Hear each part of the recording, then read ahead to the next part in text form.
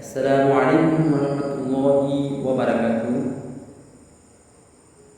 আমি আপনাদের মাঝে ছোট একটা সূরা তেলাওয়াত করব, সূরাতুল ইখলাস।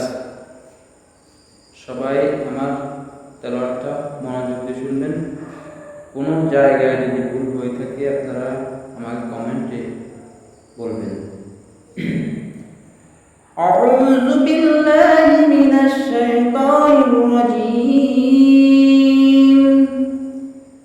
بسم الله الرحمن الرحيم. قل هو الله أحد الله الصمد لم يلد ولم يولد ولم يكن له كفوا أحد. صدق الله